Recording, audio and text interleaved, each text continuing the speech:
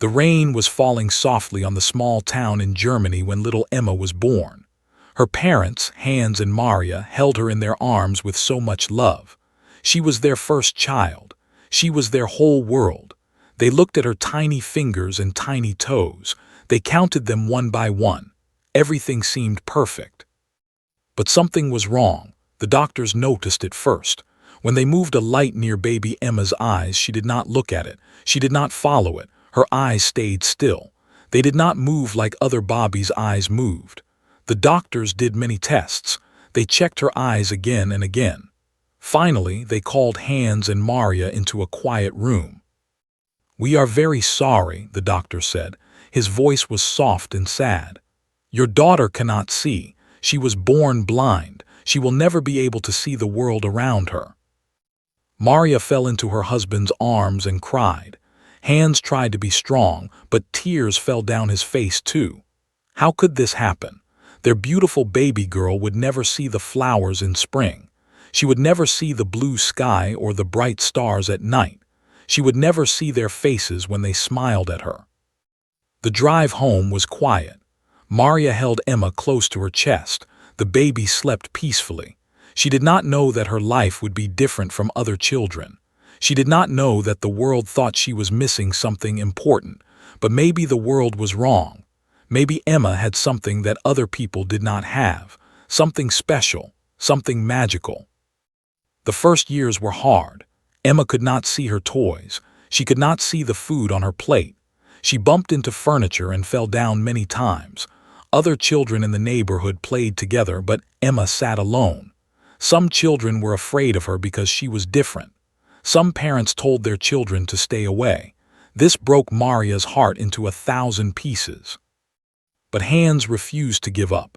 Every night he sat with Emma and talked to her. He described everything around them.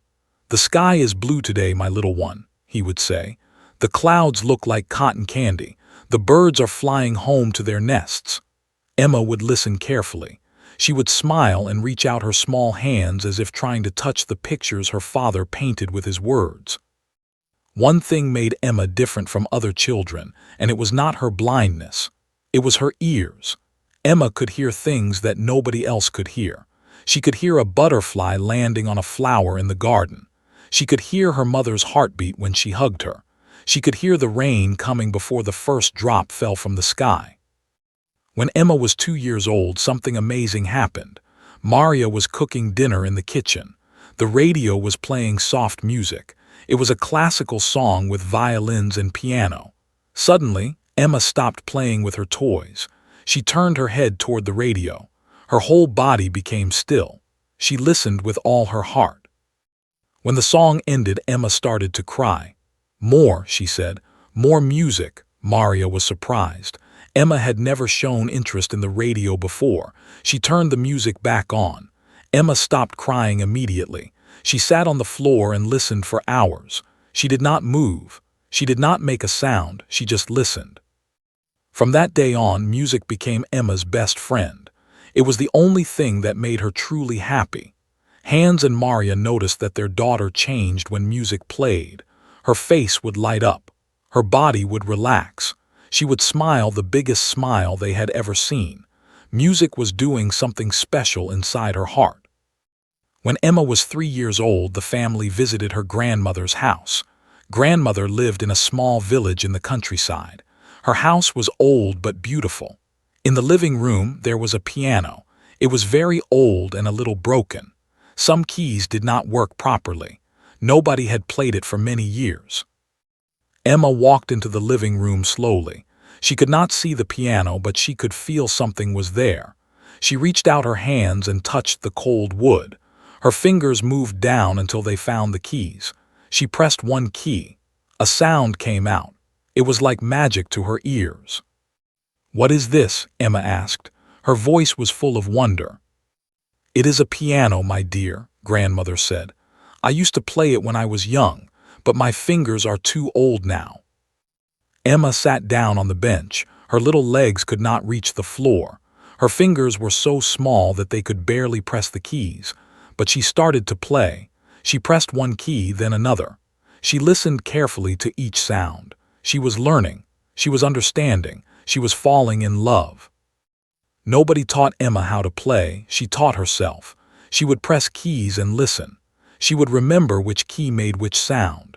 After just 1 hour, she could play simple melodies. After one day, she could play songs she had heard on the radio. Her parents watched her with their mouths open. They could not believe what they were seeing. "This is impossible," Hans whispered to Maria. "How can she do this? She is only 3 years old. She cannot see the keys. Nobody showed her anything."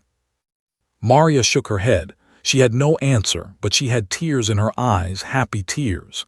"Maybe God took her eyes," she said softly, "but he gave her something else, something incredible." Word spread through the small town quickly. People came to grandmother's house to see the blind girl who could play piano. They stood in the living room and watched little Emma. They could not believe their eyes. This tiny child, who could not see anything, was making beautiful music. Her fingers danced on the keys like they had been playing for 100 years. A local music teacher named Mrs. heard about Emma. She was an old woman with white hair and kind eyes. She had taught piano for 40 years. She had seen many talented children, but she had never seen anything like Emma. Mrs. visited the family one evening. She brought some sheet music with her, but then she remembered that Emma could not read it. She felt silly, but Emma did not need sheet music. Mrs. played a complicated song on the piano. It was a difficult piece with many notes. Emma listened carefully. Then she played the whole song back perfectly. Every note, every pause, every feeling. Mrs. started to cry. "This child is a gift," she said. "She has a gift from heaven. We must help her. We must teach her. The world needs to hear her play." And so Emma's journey began. Mrs. came to teach her every week. But really, Emma taught herself. She just needed someone to play songs for her, then she could play them back. Her memory was perfect. Her fingers were perfect. Her heart was full of music. By the time Emma was 5 years old, she could play songs that adult pianists found difficult. She played Chopin. Each time she sat at the piano, something magical happened. The room filled with beautiful sounds. People stopped talking. People stopped moving. They just listened and felt their hearts become full. But Emma was still just a little girl. She still could not see. She still bumped into things and fell down. Children at school were still not kind to her. They called her names. They said mean things. Emma would come home crying sometimes. Maria would hold her and wipe her tears. "Why am I different, Mama?" Emma asked one night. "Why can the other children see and I cannot?" Maria held her daughter close. "You are not different in a bad way, my love," she said. "You are different in a beautiful way. You have a gift that other people do not have. Your music touches people's hearts. That is more important than seeing with your eyes." Emma thought about this for a long time. She did not fully understand yet. But one day she would. One day she would know that her mother was right. Her blindness was not a curse. It was part of what made her special. And her music would take her places she never dreamed of going. That night Emma fell asleep with a smile on her face. She dreamed of music. She dreamed of pianos and violins. She dreamed of dancing in a world made of sound. She did not know it yet, but her life was about to change in ways nobody could imagine. A man named was somewhere in the world, playing his violin for thousands of people. And one day, their paths would cross. One day, the whole world would know Emma's name. But for now, she was just a little blind girl with a big dream, and that was enough. The years passed like pages of a beautiful book. Emma grew taller and stronger. Her hair grew long and dark like her mother's. Her fingers grew longer too, and they became even more amazing on the piano keys. But her eyes stayed the same. They were beautiful eyes, light brown with tiny gold spots, but they could not see the world around her. Every morning, Emma woke up to the sound of birds singing outside her window. She could tell which bird was singing just by listening. The small yellow bird sang high notes. The big black bird sang low notes. She knew them all. They were her friends. They did not care that she was blind. They just sang for her and she loved them for it. School was still difficult. Emma was now 7 years old and she went to a special school for blind children. The teachers were kind. They taught her to read with her fingers using special dots on paper called braille. They taught her to walk with a white stick that helped her feel the ground in front of her. They taught her many things, but the thing she loved most was still music. The school had an old piano in the music room. It was not a very good piano. Many keys were broken or made wrong sounds, but Emma did not care. Every day during lunch break, she walked to the music room alone. She sat at the piano and played. The other children would gather outside the door and listen. Some of them cried. Some of them smiled. All of them felt something special in their hearts. One day, a new teacher came to the school. Her name was Mrs. She was the new music teacher. She had heard stories about Emma from the other teachers. They told her about the blind girl who could play piano like a professional. Mrs. wanted to see this for herself. She walked into the music room one afternoon while Emma was playing. Emma did not hear her come in because she was lost in the music. Mrs. stood by the door and listened. Her eyes grew wide. Her mouth fell open. She could not believe what she was hearing. This 7-year-old blind girl was playing a piece by Chopin. It was one of the hardest pieces in the world, and she was playing it perfectly. When Emma finished, Mrs. clapped her hands. Emma jumped in surprise. She did not know someone was watching her. "Who is there?" Emma asked. Her voice was a little scared. "Do not be afraid," Mrs. said gently. "I am the new music teacher. My name is Mrs. That was the most beautiful playing I have ever heard." Emma smiled shyly. "Thank you," she said. "I love that song. It makes me feel like I am flying through clouds." Mrs. sat down next to Emma on the piano bench. "How did you learn to play like that?" she asked. "Did someone teach you?" Emma shook her head. "I listen to music," she explained. "Then I play it. The music lives inside my head. When I touch the piano, it comes out through my fingers." Mrs. felt tears in her eyes. She had taught music for 25 years. She had never met anyone like Emma. This child was not just talented, she was a miracle. From that day on, Mrs. spent extra time with Emma. She brought recordings of the greatest piano music in the world. She played them for Emma and watched as the little girl listened with complete focus. Then Emma would sit at the piano and play the same music back. She never made mistakes. She never forgot a single note. "Emma," Mrs. said one day, "have you ever heard of the second waltz?" Emma thought for a moment. "No," she said. "What is it?" Mrs. smiled. "It is a very famous piece of music. It was written by a man named from Russia. But there is one person who plays it more beautifully than anyone else in the world. His name is—" Emma had never heard this name before. She repeated slowly, "Who is he?" "He is a violinist from the Netherlands," Mrs. explained. "He has a big orchestra with many musicians. They travel all over the world and play music for millions of people. The second waltz is one of his most famous songs. People call him the king of the waltz." Mrs. took out her phone and played a video. Of course, Emma could not see the video, but she could hear the music. And from the very first note, something changed inside her. The violin started soft and sweet. Then the whole orchestra joined in. The music was happy and sad at the same time. It was like dancing and crying together. It was like sunshine and rain falling on the same day. Emma sat completely still. She did not move. She did not breathe. She just listened. When the music ended, she had tears rolling down her cheeks. "Play it again," she whispered. "Please play it again." Mrs. played the song again, and again, and again. Emma listened to it 15 times that day. She did not want to stop. The second waltz had touched something deep inside her heart. It had found a place that nothing else had ever found. That night, Emma could not sleep. She lay in her bed and thought about the music. She could hear it playing in her head over and over. She could feel the rhythm in her heartbeat. She moved her fingers in the air like she was playing the piano. She imagined herself on a big stage with bright lights. She imagined people watching her and clapping. The next morning, Emma asked her father a question at breakfast. "Papa, "Can you find more music by? I want to listen to everything he has ever played." Hans smiled at his daughter. He could see how excited she was. "Of course, my little star," he said. "I will find all his music for you." And he did. Hans found videos and recordings of performing all over the world. He played them for Emma every evening after dinner. Emma sat and listened for hours. She learned every song. She memorized every melody. But the second waltz was always her favorite. It was the one that made her feel most alive. 1 week later, Emma sat at the piano at school. Mrs. was sitting nearby, grading papers. Suddenly, Emma started to play.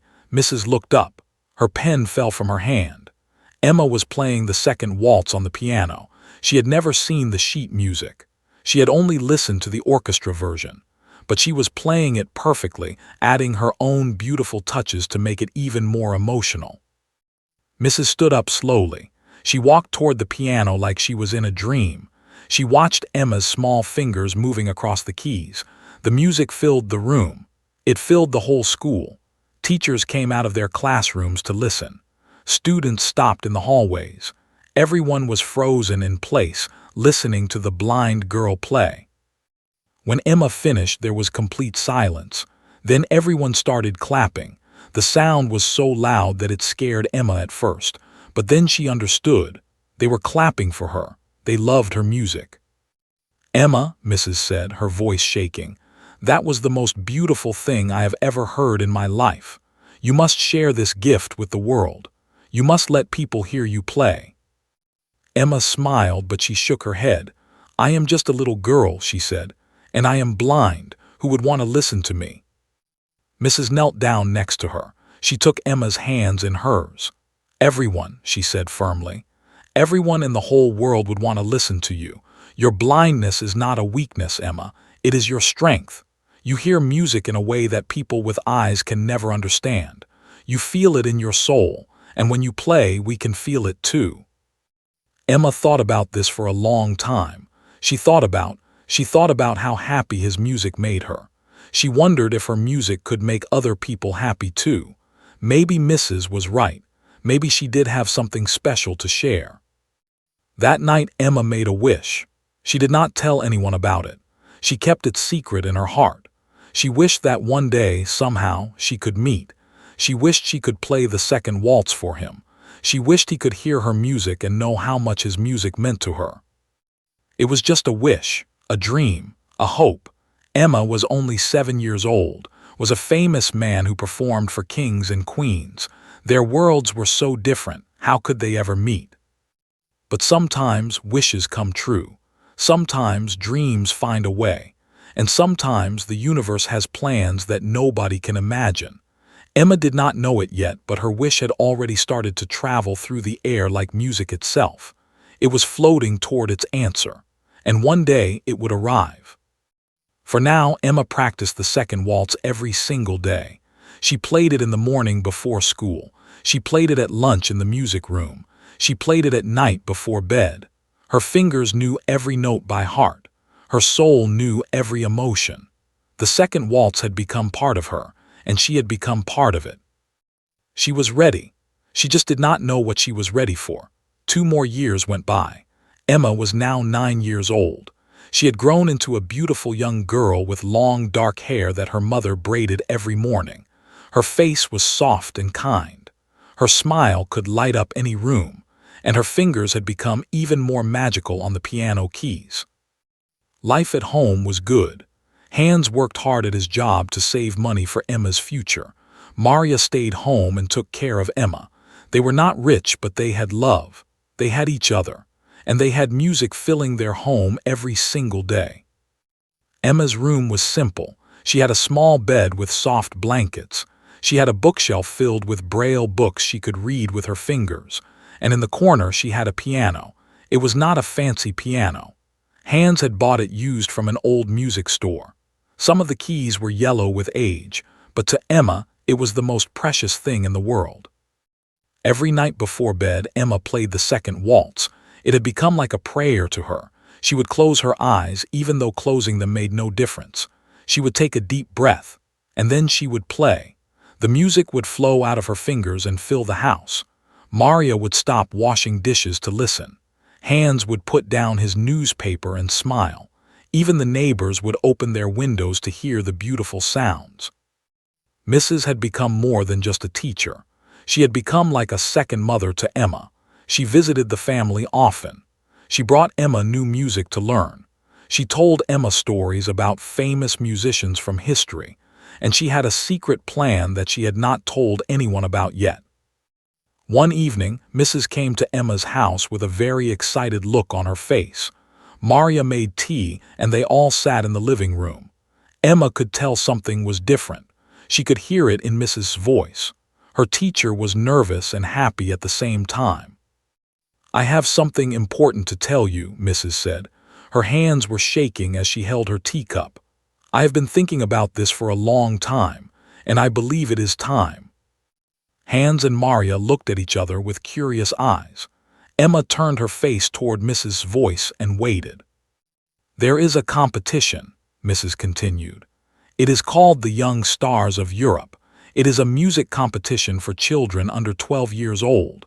The best young musicians from all over Europe enter this competition. The winner gets to perform at a very special charity concert." Maria's eyes grew wide. A competition for Emma. Mrs. nodded. "Not just any competition. This one is different. This charity concert is organized to help children with disabilities.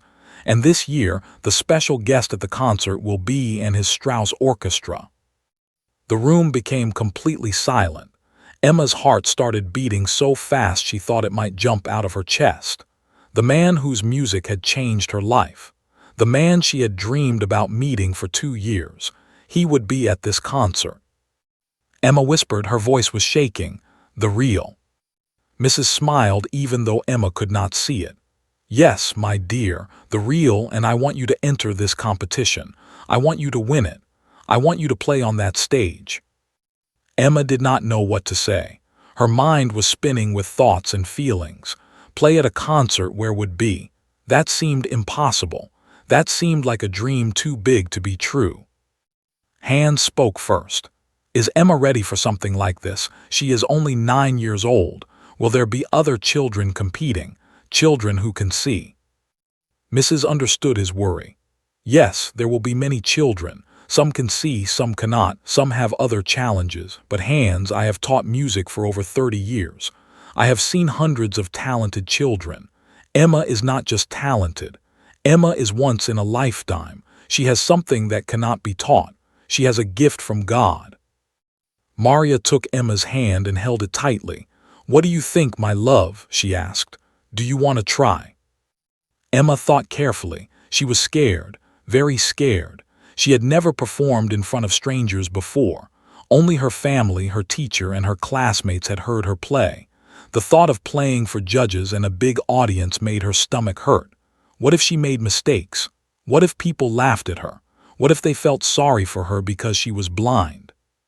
But then she thought about the second waltz. She thought about how the music made her feel. She thought about and how his violin could make millions of people cry with happiness. She thought about her dream, the secret wish she had made 2 years ago. "Yes," Emma said quietly, "I want to try." The next few months were the busiest of Emma's life. She practiced more than ever before. She woke up at 6 in the morning to practice. She practiced during lunch at school. She practiced after dinner until her fingers were tired. Mrs. came to help her almost every day. They chose the perfect piece for the competition. Of course, it was the second waltz. Mrs. had arranged it specially for piano. She had added extra parts to make it even more beautiful. She had made it perfect for Emma's style of playing. But practicing the music was only part of the preparation. Emma also had to learn how to perform on a stage. This was very hard for her. She could not see where to walk.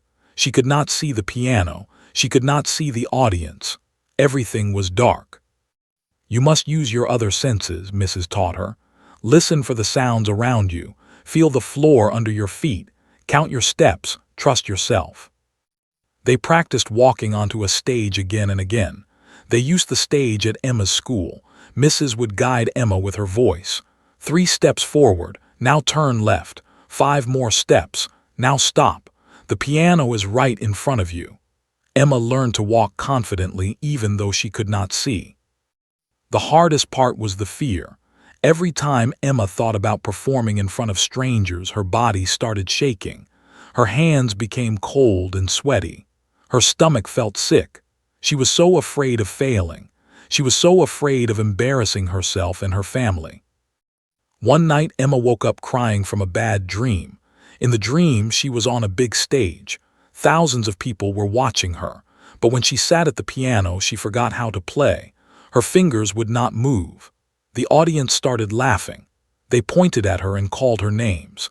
She ran off the stage crying, but she could not find her way because she could not see. Maria heard her crying and came to her room. She sat on the bed and held Emma in her arms. "What is wrong, my little star?" she asked softly. Emma told her mother about the dream. She told her about all her fears. She told her she was scared that she was not good enough. She told her she was scared that people would only see her blindness, not her music. Maria listened quietly. Then she said something that Emma would remember for the rest of her life. "Emma, let me tell you a secret. Everyone is afraid. Every person who has ever done something great was afraid first. Fear is not a bad thing. Fear means you care. Fear means you are about to do something important. The brave people are not the ones who feel no fear. They are the ones who feel the fear and do it anyway." Emma wiped her tears. "But what if I fail, Mama?" Maria kissed her forehead. "Then you fail, and then you try again. Failure is not the end, my love. Giving up is the end. As long as you try, you can never truly fail." Emma thought about her mother's words. They made sense. She was scared, but that was okay. She would feel the fear and do it anyway. She would walk onto that stage. She would sit at that piano, and she would play the second waltz with all her heart. The day of the competition was getting closer. Emma practiced harder than ever. She played the second waltz so many times that she could play it in her sleep. She learned every note, every pause, every feeling. She put her whole soul into the music. And somewhere in the Netherlands was preparing for the charity concert. He did not know that a 9-year-old blind girl in Germany was dreaming about him. He did not know that his music had given her hope and joy. He did not know that she was about to do something that would change both their lives forever. The universe was bringing them together, step by step, note by note. The moment they would meet was coming closer, and when it came, it would be magical. But first, Emma had to win the competition. She had to prove that she deserved to be on that stage. She had to show the world that being blind did not mean being broken. She was ready. Or at least, she hoped she was ready. The competition was in 2 weeks. Emma counted the days. She practiced and practiced and practiced. And every night she prayed. She prayed for courage. She prayed for strength. She prayed for her dream to come true. The day of the competition arrived faster than Emma expected. She woke up very early that morning. The sun was not even up yet. She lay in her bed and listened to the quiet sounds of the house. Her father was snoring softly in the next room. Her mother was already awake.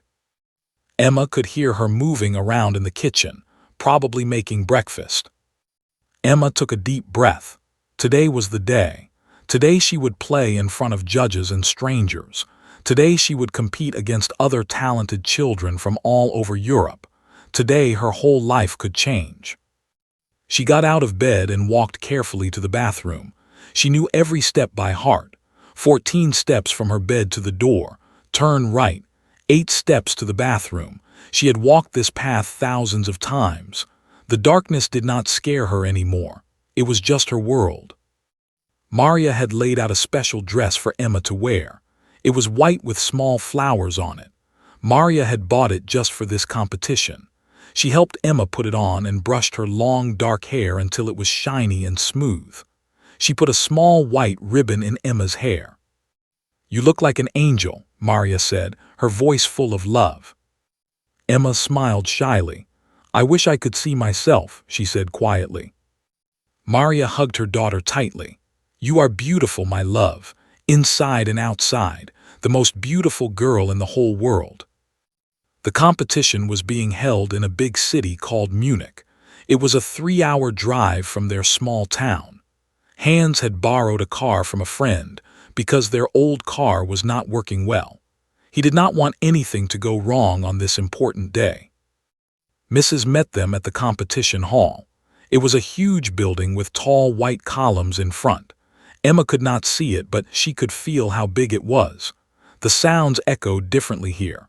Voices bounced off walls and came back to her ears. She could hear many people talking, laughing, and walking around. "There are so many people here," Emma whispered to her mother. Her voice was nervous. "Do not think about them," Mrs. said gently. "Think only about the music. When you sit at the piano, nothing else matters. It is just you and the music. Remember that." They signed in at a desk and received a number. Emma was number 15. That meant 14 children would perform before her. She would have to wait for a long time. Waiting was hard. The more she waited, the more nervous she became. The competition was held in a beautiful hall with red velvet seats. Emma sat in the front row with her family and Mrs. She listened as other children performed. Some played piano, some played violin, some played flute or cello. They were all very good, too good. Emma started to worry. One girl played a piece by. She was only 8 years old, but she played like someone much older. The audience clapped loudly when she finished. Emma felt her heart sink. How could she compete with such talent? These children could see the keys. They could see the sheet music. They had advantages she did not have. Mrs. seemed to know what Emma was thinking. She leaned over and whispered in her ear, "Stop comparing yourself to others. You have something they do not have. You have a special way of feeling the music. Trust yourself." The time finally came. A man with a loud voice announced, "Number 15, Emma from Germany. She will be playing the second waltz by, arranged for piano." Emma stood up. Her legs were shaking. Maria squeezed her hand one last time. "We love you," she whispered. "Now go show them who you are." Mrs. walked with Emma to the edge of the stage. She whispered the directions they had practiced so many times. 12 steps forward. The piano is slightly to your left. The bench is in front of you. You can do this. Emma took her first step onto the stage. The bright lights were hot on her skin. She could feel hundreds of eyes watching her. The silence was so thick she could hear her own heartbeat. Step by step, she walked forward. 1, 2, 3. She counted in her head. 11, 12. She stopped and reached out her hand. The piano was right there, exactly where Mrs. said it would be. Emma found the bench and sat down. She placed her fingers on the keys. They were cold and smooth. She took a deep breath. The audience was completely silent. Nobody moved. Nobody made a sound. In the judges' seats, 3 people watched with curious eyes. One of them whispered to another, "She is blind. How can she possibly perform without seeing the keys?" But Emma did not care what they thought. She could not hear their whispers. She could only hear the music that was starting to play inside her head. The second waltz, her favorite piece, her best friend. She began to play. The first notes came out soft and sweet, like morning sunlight touching flowers. Then the melody grew stronger, fuller, more emotional. Emma's fingers danced across the keys like they had lives of their own. She swayed gently with the rhythm, her face turned upward as if looking at something beautiful that only she could see. In the audience, Maria started to cry. She had heard Emma play this piece 1,000 times, but this time was different. This time, Emma was playing with everything she had. Every fear, every hope, every dream was coming out through her fingers. The judges stopped writing notes. They put down their pens and just listened. Their mouths were slightly open. They had never heard anything like this. This little blind girl was not just playing music. She was becoming the music. She was the waltz itself. The piece built to its climax. The notes came faster, more passionate, more alive. Emma played with such emotion that people in the audience started crying too. A man in the back row wiped his eyes with his sleeve. A woman held her hand over her heart. Children sat perfectly still, amazed by what they were hearing. Then came the final notes, soft again, gentle, like a whisper goodbye. Emma played the last chord and let it ring in the air. The sound faded slowly until there was complete silence. For a moment nobody moved, nobody breathed. The whole world seemed to stop. Then the audience exploded. Everyone jumped to their feet. They clapped so loudly that the sound hurt Emma's ears. They shouted and cheered. "Bravo! Bravo!" Some people were crying and clapping at the same time. Emma sat at the piano, confused. She did not know what was happening. Was this good? Was this bad? She could not see the people standing. She could not see the tears on their faces. Mrs. ran onto the stage and hugged her. "You did it," she cried. "You were perfect. Oh, Emma, you were perfect." Hans and Maria rushed to the stage too. They all hugged Emma together. She could feel their tears on her cheeks. She could hear them crying with happiness. The judges called for order in the hall. People slowly sat down, still wiping their eyes. One of the judges stood up. She was an old woman with gray hair and glasses. Her voice was shaking when she spoke. "In all my years of judging competitions," she said, "I have never seen anything like what we just witnessed. This young girl has shown us that music is not about seeing notes on a page. Music is about feeling with your heart. Music is about touching people's souls. And today, this child has touched all of our souls." Emma could not see, but she could hear everything. She could hear people agreeing with the judge. She could hear people clapping again. She could feel the warmth of love filling the room. The competition continued. More children performed after Emma. Some of them were very good, but nobody could forget what Emma had done.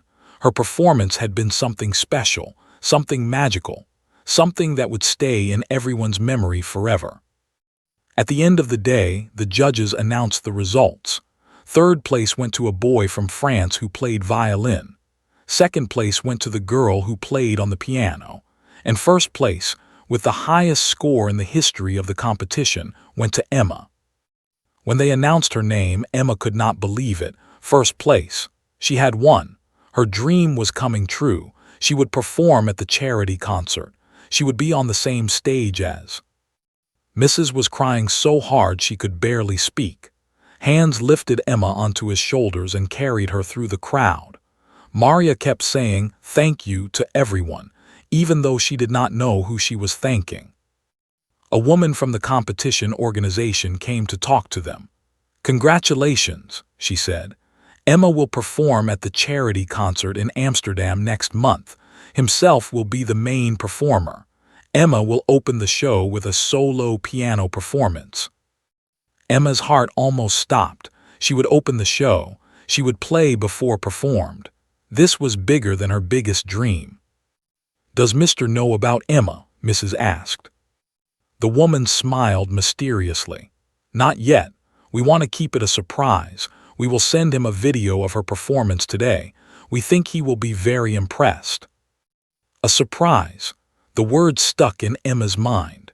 She did not know then how important that word would become. She did not know that the organizers had an even bigger surprise planned. A surprise that would make this story one that people would talk about for years to come. For now, Emma was just happy. Happier than she had ever been. She had faced her fear. She had played her heart out, and she had won. The drive home felt like a dream. Emma fell asleep in the car with a smile on her face. She dreamed of stages and lights and music. She dreamed of violins and orchestras. She dreamed of meeting the man whose music had changed her life. In 1 month she would breathe the same air as him. She would be in the same room. She would play on the same stage. 1 month felt like forever, but it would pass. And when it did, something incredible would happen, something that nobody could ever have predicted. The universe had heard Emma's wish, and it was about to answer in the most beautiful way possible. The month of waiting was the longest month of Emma's life. Every day felt like a week. Every week felt like a year. She woke up each morning and counted the days left until the concert. 28 days, 27 days, 26 days. The numbers went down slowly, too slowly for her excited heart. But Emma used this time well. She practiced the second waltz every single day. She practiced until her fingers knew every note better than they knew her own name. She practiced until she could play the entire piece without thinking about it at all. The music had become part of her body, part of her breathing, part of her heartbeat. Mrs. came to help her almost every day. They talked about performance, about breathing, about staying calm under pressure. Mrs. taught her tricks for controlling nervousness. When you feel scared, she said, take 3 deep breaths, count to 10, think about something that makes you happy. And remember, the audience wants you to succeed. They are not your enemy, they are your friends. Emma tried to remember all this advice, but every time she thought about the concert, her stomach turned into knots. This was not a small competition like before. This was a huge charity event in Amsterdam. Thousands of people would be there. Cameras would be recording everything. Her performance would be shown on television, and would be backstage listening to her play. What if she made a mistake? What if she tripped on stage? What if she forgot the music? These thoughts haunted her at night. Sometimes she could not sleep at all. She would lie in bed, staring into her darkness, wondering if she was crazy to think she could do this. One night her father came into her room. He sat on the edge of her bed and took her hand. "You cannot sleep again," he said. It was not a question. He knew his daughter well. Emma shook her head. "I am scared, Papa. What if I am not good enough?" Hans was quiet for a moment. Then he said, "Let me tell you a story. When I was young, I wanted to be a football player. I practiced every day. I was pretty good. One day there was a big match. Many important people were watching. I was so nervous that I could not eat for 2 days. My legs were shaking before the game started." "What happened?" Emma asked. "I played the worst game of my life," Hans said. "I missed easy shots. I fell down twice. We lost the match because of me. I was so ashamed that I wanted to disappear."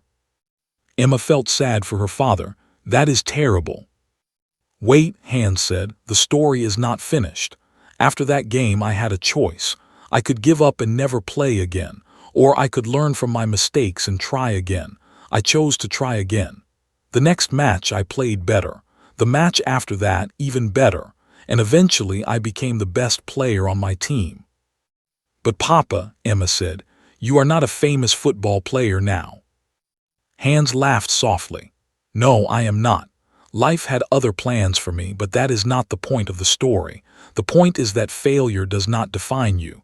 How you respond to failure defines you. You will play at that concert, Emma. Maybe you will play perfectly. Maybe you will make mistakes, but either way you will have been brave enough to try, and that is what really matters." Emma thought about her father's words. He was right. She might not be perfect, but she could be brave. She could walk onto that stage and give everything she had. That was all anyone could ask. The day finally arrived. Emma woke up very early, but she was not tired. Her body was full of energy and nerves. Maria helped her pack a small bag. They would take a train to Amsterdam. It was a long journey, but Emma did not mind. She spent the whole trip listening to music through her headphones. Of course, she listened to the second waltz again and again. Amsterdam was a big city with many sounds. Emma could hear bicycles ringing their bells. She could hear boats on the canals. She could hear people speaking in Dutch, a language she did not understand. Everything was new and exciting and a little bit scary. They went to a hotel to rest for a few hours. The concert was in the evening. Emma tried to sleep, but she could not. She was too excited. She lay on the hotel bed and listened to the sounds of the city outside her window. She thought about her grandmother's old piano where she first learned to play. She thought about Mrs. who believed in her. She thought about her parents who had sacrificed so much for her. In the afternoon, they went to the concert hall for a rehearsal. The hall was called the Royal. It was one of the most famous concert halls in the world. When Emma stepped inside, she felt the size of it immediately. The ceiling was very high. The sounds echoed in a special way. It felt like being inside a giant instrument. A kind woman met them at the entrance. She worked for the concert organization. "Welcome, Emma," she said warmly. "We are so happy you are here. Let me show you to the stage." They walked through long hallways. Emma held her mother's hand tightly. The floor changed from carpet to wood. The air became cooler. Then they stepped onto the stage. Emma stopped walking. She could feel the enormous space in front of her. She knew there were thousands of seats out there, even though she could not see them. The silence was thick and heavy. It was waiting for her. It was hungry for music. "The piano is in the center of the stage," the woman explained. "It is a grand piano, one of the finest in the world." They guided Emma to the piano. She sat down on the bench and touched the keys. They felt different from any piano she had ever played. They were smooth and perfect. When she pressed one key, the sound that came out was rich and beautiful. It filled the whole hall. "Can I play a little?" Emma asked. "Of course," the woman said. "This is your rehearsal time." Emma started to play the second waltz. The music floated through the empty hall. It bounced off the walls and ceiling and came back to her ears. She had never heard her own playing sound so good. This piano, this hall, they made her music shine like never before. She played the whole piece without stopping. When she finished, there was silence. Then she heard clapping from somewhere in the darkness of the empty hall. Someone was there. Someone had been listening. "That was wonderful," a man's voice said. He spoke English with a Dutch accent. "Absolutely wonderful." Emma's heart jumped. Who was this man? Was it someone from the orchestra? Was it a worker at the hall? She did not know, but his voice sounded kind. The man did not introduce himself. He simply said, "I look forward to hearing you tonight. You have a very special gift, young lady." Then she heard footsteps walking away. Emma turned to her mother. "Mama, who was that?" Maria was looking toward the back of the hall, but the man had disappeared into the shadows. "I do not know, my love, but he is right. You do have a special gift." They finished the rehearsal and went back to the hotel. Emma tried to rest, but she could not stop thinking about the mysterious man. His voice had been so warm, so full of appreciation. Something about it felt important, but she did not know why. At 6 o'clock, they returned to the concert hall. This time, it was different. The place was alive with activity. Musicians were carrying their instruments. Workers were adjusting lights and microphones. People were talking and laughing everywhere. Emma was taken to a small room backstage. It was called a dressing room. She sat in a chair while Maria helped her get ready. She wore a beautiful white dress that went down to her knees. Her hair was braided with white flowers. She looked like a princess. Mrs. arrived at 7 o'clock. She had flown all the way from Germany just to be there. She hugged Emma tightly. "I am so proud of you," she said. "No matter what happens tonight, I am the proudest teacher in the whole world." At 7:30, the hall started to fill with people. Emma could hear them from backstage. Thousands of voices mixing together into one big sound. Chairs creaking as people sat down. Programs rustling as people read them. The energy in the building was growing stronger and stronger. "It is almost time," the organizer said. "Emma, you will go on stage at 8 o'clock. You have 15 minutes. 15 minutes, that was not very long. Emma's heart started racing. Her hands became cold. She could feel panic rising in her chest. Then she remembered what Mrs. taught her. 3 deep breaths. In through the nose, out through the mouth. 1, 2, 3. Count to 10. Think about something that makes you happy. She thought about her grandmother's piano. She thought about the birds outside her window. She thought about the second waltz and how much she loved it. The panic slowly went away. It did not disappear completely, but it became smaller. She could manage it now. She could control it. A man came to the door. 5 minutes, he said.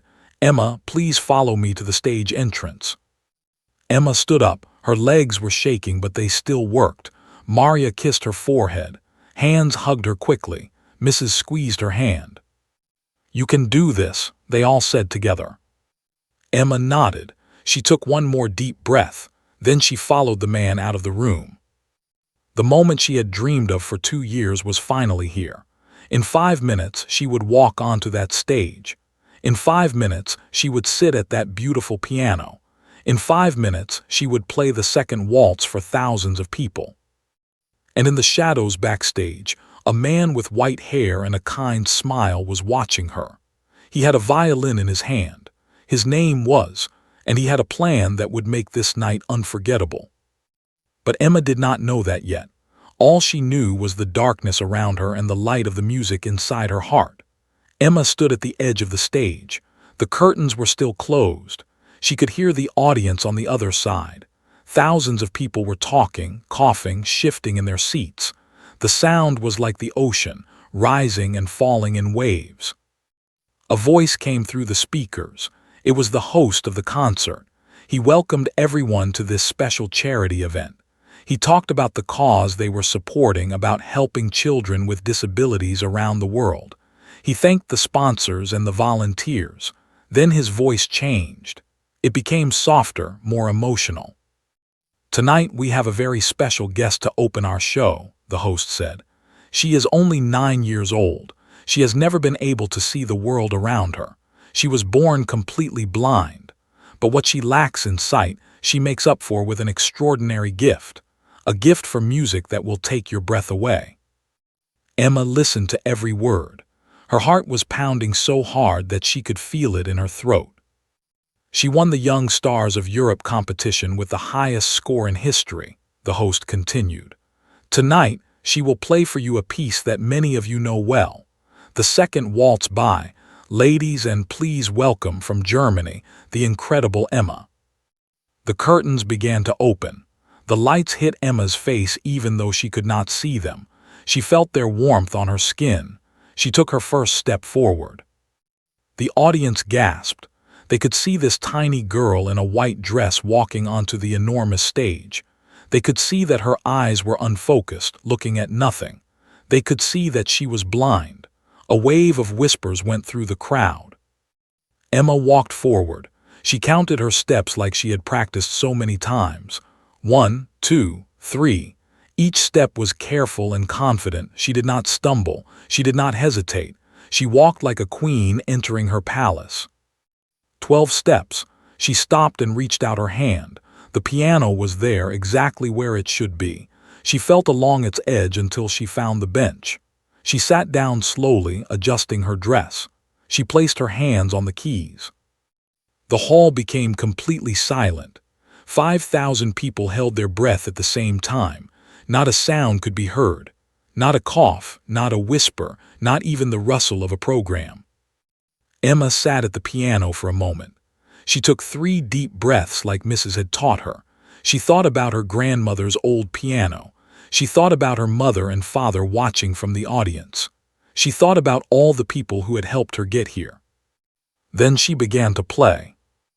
The first notes of the second waltz floated out into the silence. They were soft and gentle, like a bird taking flight. Emma's fingers moved across the keys with perfect grace. Every note was in its right place. Every pause was exactly long enough. In the audience, people started to lean forward in their seats.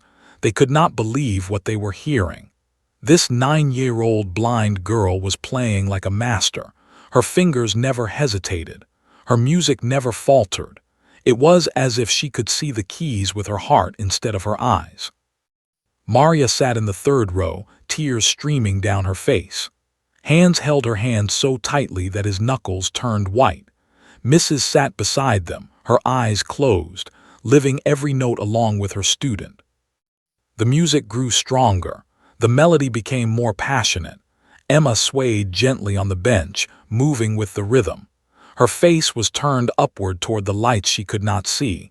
She looked like an angel. She looked like the music itself had taken human form. In the back of the stage, hidden in the shadows, watched. He had seen the video of Emma's competition performance. He had cried watching it. He had known immediately that he wanted to do something special for this girl. He had planned this moment carefully. His violin was ready. His orchestra was waiting in the wings. The signal had been given. It was almost time. Emma played the middle section of the waltz. The notes came faster now, more urgent. She put every emotion she had ever felt into the music. All her fears, all her hopes, all her dreams. The loneliness of being different.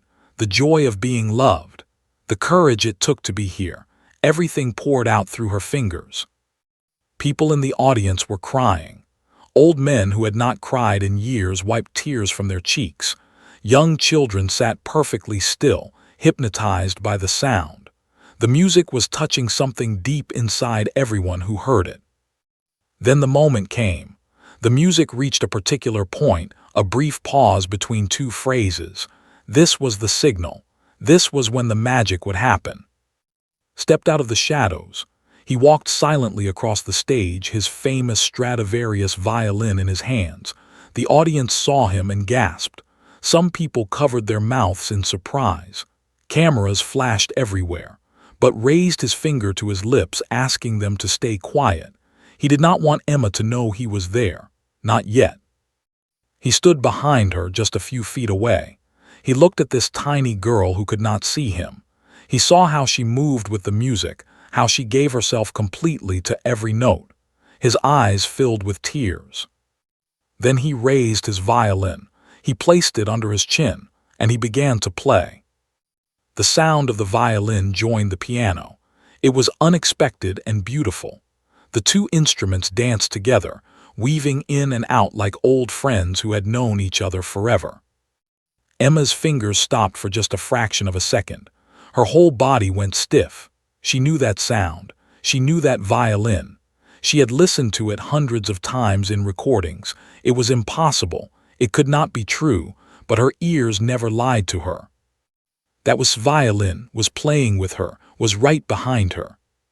Tears began falling down Emma's cheeks, but she did not stop playing.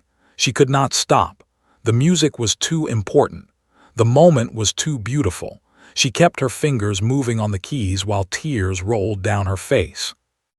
Watched her continue to play. He saw the tears. He saw the emotion. His own eyes filled with more tears. In all his years of performing for millions of people, he had never felt anything like this. This little blind girl was breaking his heart and healing it at the same time. The audience could not believe what they were seeing.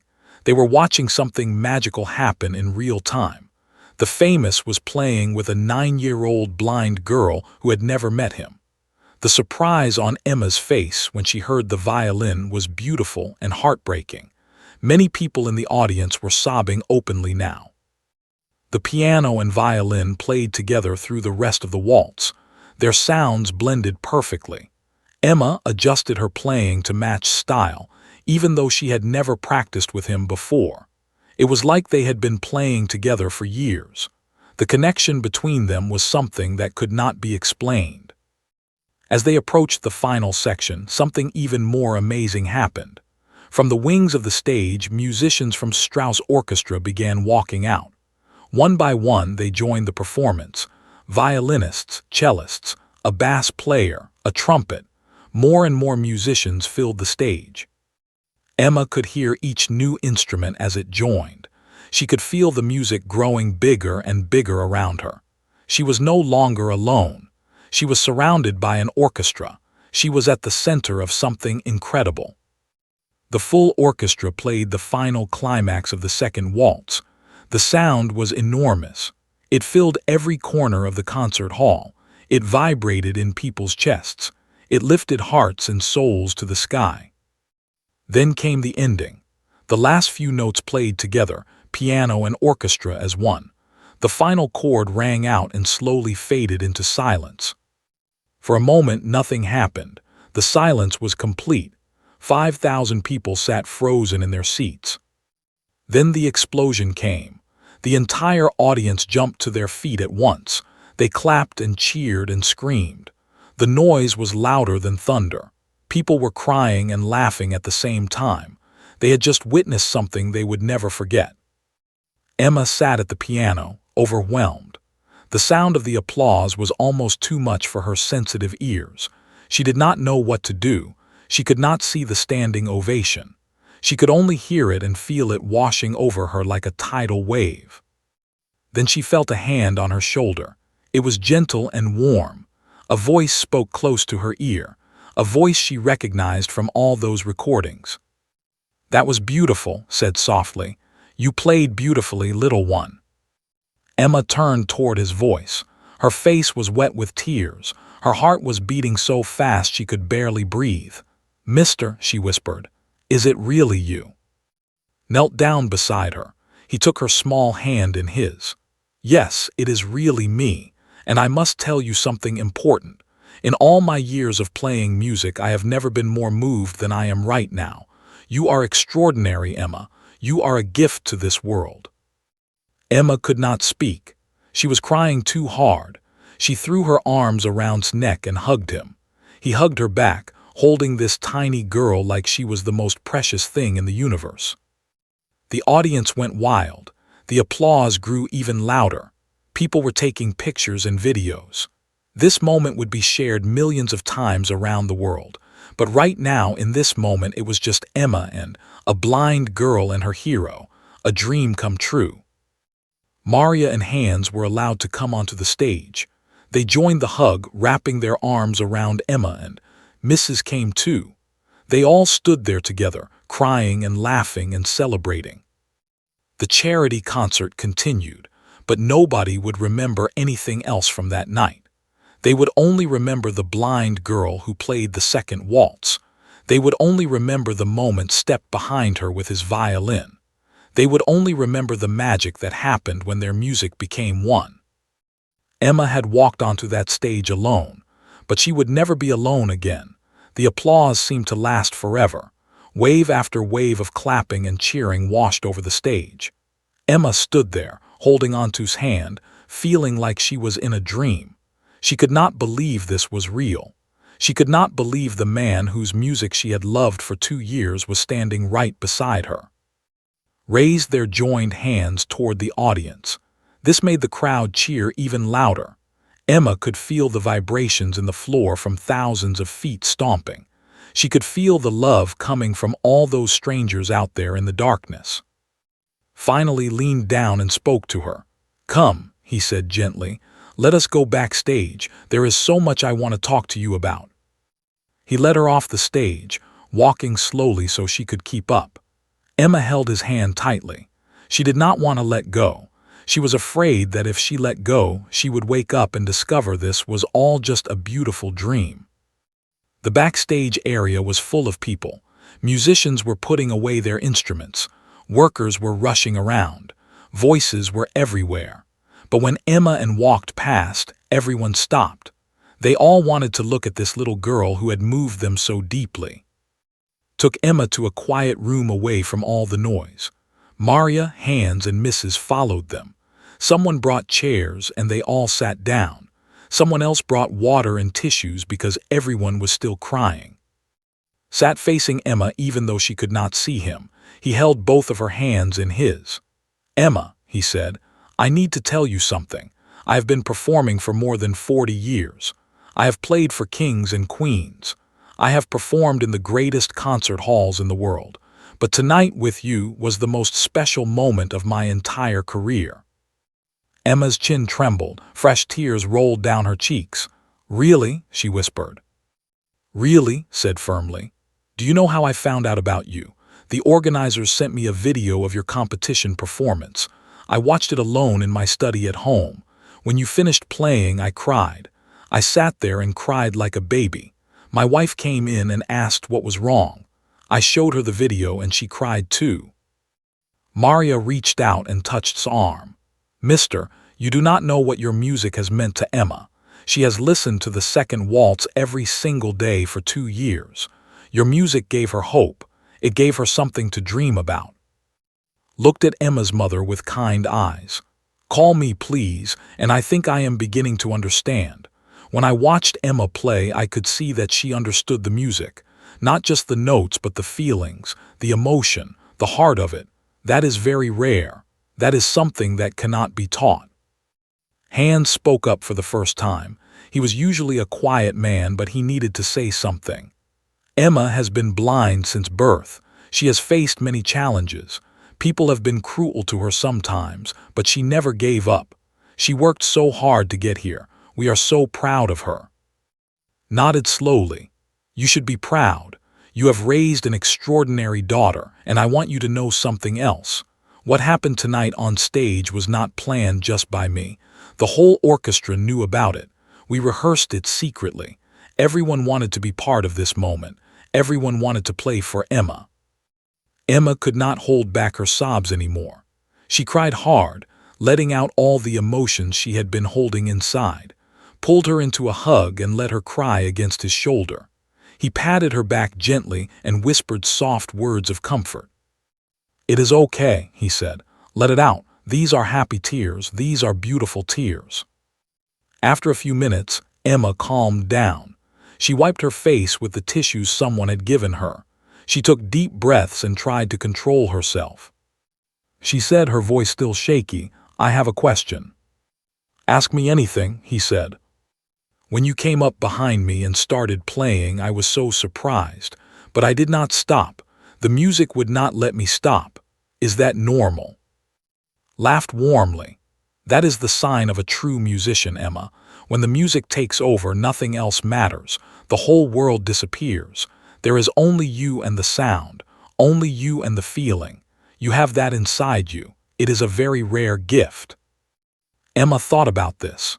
She had always felt that way about music, but she had never known if other people felt it too.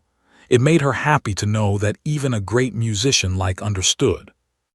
Mrs., who had been quietly crying in the corner, finally spoke. "I have taught piano for over 30 years. Emma is the most talented student I have ever had, but she is also the hardest working.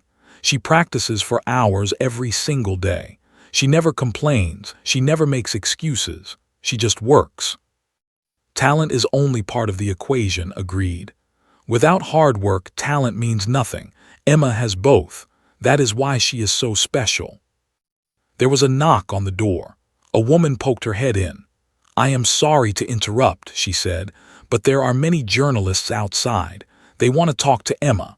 They want to interview her for newspapers and television." Looked at Emma's parents.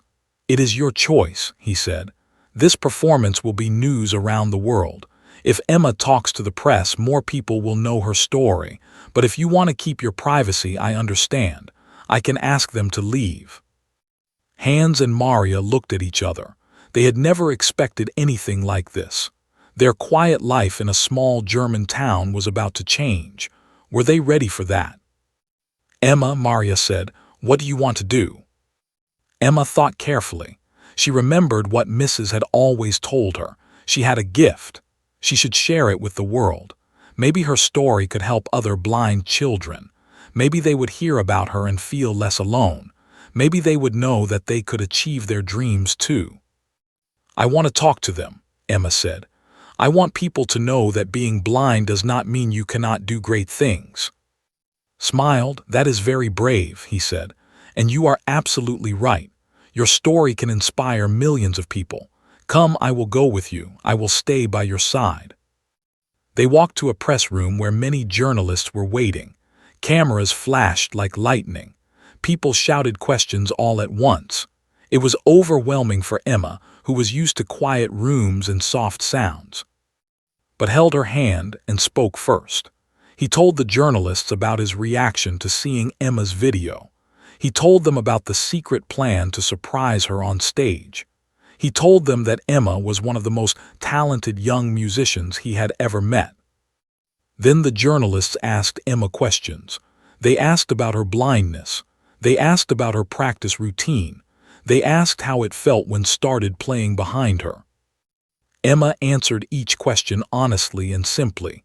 "I was very surprised," she said about the violin.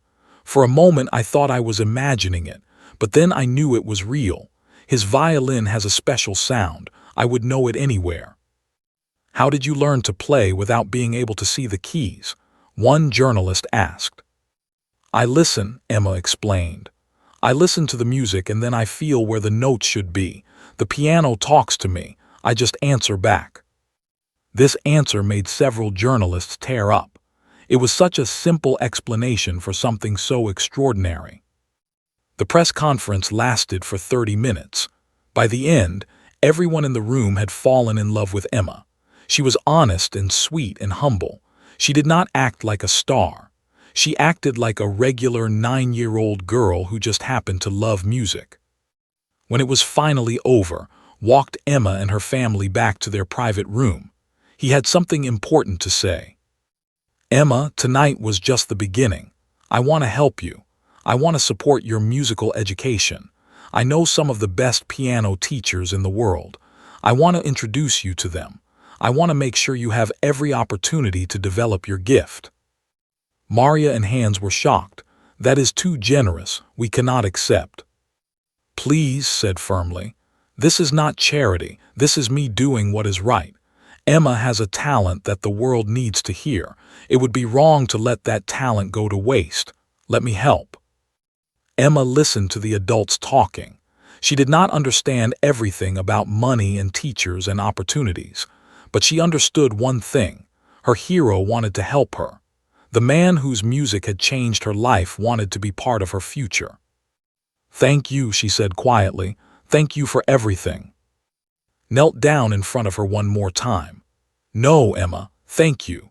You reminded me tonight why I became a musician in the first place. You reminded me that music is not about fame or money or applause. It is about touching hearts. And tonight you touched mine." He kissed her forehead gently. Then he stood up and said goodbye. He had to go perform the rest of the concert, but he promised that this was not the end. This was just the beginning of a beautiful friendship. Emma stayed backstage with her family and watched the rest of the concert. Well, she did not watch. She listened. She heard violins soaring over the orchestra. She heard the crowd cheering after every song. She heard the joy and love filling the great concert hall. And she smiled, because she knew that her life would never be the same. The little blind girl from a small German town had just stepped into a world bigger than she had ever imagined, and she was ready for whatever came next. The video of Emma's performance spread across the world like wildfire. Within 24 hours, it had been watched by 10 million people. Within a week, that number reached 50 million. Within a month, over 100 million people had seen the blind girl play the second waltz while surprised her from behind. The video made people cry all over the world. In Japan, a businessman watched it on his phone during his train ride to work. Tears rolled down his face as other passengers looked at him with concern. In Brazil, a mother showed it to her children, and they all cried together in their small apartment. In Australia, a television station played it during the evening news, and the news anchor had to pause because she was too emotional to continue speaking. Emma became famous overnight. Her name was in newspapers and magazines everywhere. Television shows from many countries wanted to interview her. Music schools offered her scholarships. Record companies asked if she would make an album. It was overwhelming for a 9-year-old girl who just wanted to play piano. Maria and Hans did their best to protect their daughter from all the attention. They said no to most interviews. They said no to most offers. They wanted Emma to have a normal childhood, or at least as normal as possible. But they did say yes to help. He kept his promise. He introduced Emma to one of the best piano teachers in Europe, a woman named Professor from the Vienna Conservatory. Professor agreed to teach Emma for free because she was so impressed by her talent. Once a month, Emma and her mother traveled to Vienna for piano lessons. These trips were expensive but helped pay for them. He also gave Emma a special gift, a beautiful new piano for her room at home. It was a smaller version of the she had played at the concert. When Emma touched its keys for the first time, she cried again. She could not believe that something so wonderful belonged to her. School became easier for Emma after the concert. The children who used to ignore her or make fun of her now wanted to be her friends. Everyone knew who she was. Everyone had seen the video. Emma was nice to all of them, but she did not forget how they had treated her before. She learned an important lesson about human nature. People are often attracted to success. True friends are rare. Her best friend remained the music. Every day she practiced for hours. She learned new pieces by and Chopin. She learned waltzes and sonatas and concertos. Professor pushed her hard, but Emma never complained. She loved the challenge. She loved getting better. 1 year after the famous concert, invited Emma to perform with him again. This time, it was at his home city of Maastricht in the Netherlands. Every summer, held a series of concerts in the central square of Maastricht. Thousands of people came from all over the world to watch. It was one of the biggest classical music events in Europe. Emma performed on a warm July evening. The square was packed with 12,000 people. Lights sparkled everywhere. The old buildings around the square looked like a fairy tale castle. Emma could not see any of this, but she could feel the magic in the air. This time, she was not nervous. She had performed many times since that first concert. She had learned to control her fear and turn it into excitement. She walked onto the stage with confidence and sat at the piano like she belonged there, because she did belong there. She played the second waltz again. The crowd loved it, but she also played new pieces that showed how much she had grown. She played a difficult piece that made the audience gasp. She played a beautiful nocturne by Chopin that made them cry. When she finished, they gave her a standing ovation that lasted 5 minutes. Came onto the stage and hugged her. "You have grown so much in 1 year," he said into the microphone so everyone could hear. "I am so proud of you, Emma. The whole world is proud of you." Emma smiled and bowed to the audience she could not see. She heard their love. She felt their appreciation. She knew that her music had touched them just like music had touched her 2 years ago. After the concert, Emma had time to think about her journey. She was 10 years old now. So much had changed in her life. She had gone from a lonely blind girl in a small town to a young musician known around the world. She had met her hero. She had played on the biggest stages. She had made millions of people cry with her music. But some things had not changed. She still could not see. She still bumped into furniture sometimes. She still needed help crossing the street. Her blindness had not gone away. And she realized something important. She did not want it to go away. Her blindness was part of who she was. It had made her different, yes. But different was not bad. Different was special. Her blindness had given her a unique way of experiencing music. It had made her hear things that others could not hear. It had made her feel things that others could not feel. She wrote a letter to thank him for everything. In the letter, she said something that made him cry all over again. "Dear," she wrote in Braille, which her mother then translated into regular writing, "thank you for believing in me when I did not believe in myself. Thank you for showing me that dreams can come true. But most of all, thank you for teaching me that being different is not a weakness. It is a strength. Because I am blind, I hear the music in a special way. And because I hear it in a special way, I can play it in a special way. My darkness gave me a gift. And now I want to share that gift with the world." Kept this letter in his desk drawer. He read it whenever he felt tired or sad. It reminded him why he had dedicated his life to music. It was not about fame or money. It was about touching hearts. It was about making a difference. And Emma had certainly made a difference in his life. Years passed. Emma grew up and became a famous pianist. She performed in concert halls all over the world. She made albums that sold millions of copies. She won awards and prizes that filled an entire room in her parents' house. But she never forgot where she came from. She never forgot being a little blind girl who felt alone and different. She used her fame to help other children with disabilities. She started a foundation that provided music education to blind children around the world. She visited hospitals and schools and community centers. She told her story to anyone who would listen. "Being different is not something to be ashamed of," she would say. "Being different is something to celebrate.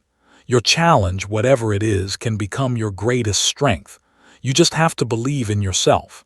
And you have to work hard. Dreams do not come true by magic. They come true through effort and courage and never giving up." she remained close friends with until the end of his long career. They performed together many times. Each time was special. Each time reminded them of that magical night in Amsterdam when a 9-year-old blind girl played the second waltz, and the king of the waltz surprised her from behind. That moment was captured in the famous video. People still watched it years later. New generations discovered it and were moved by it. It became one of the most viewed classical music videos in history. It showed the world that beauty could come from unexpected places. It showed that a little girl who could not see could help millions of people see more clearly. Hans and Maria lived long enough to see their daughter achieve all her dreams. They were so proud of her, but they always reminded her of the most important thing. Fame is nice, Maria would say. Awards are nice, but what matters most is that you are a good person. What matters most is that you use your gift to help others. What matters most is love. Emma never forgot these words. She lived her whole life by them. She was kind to everyone she met. She shared her music freely and generously.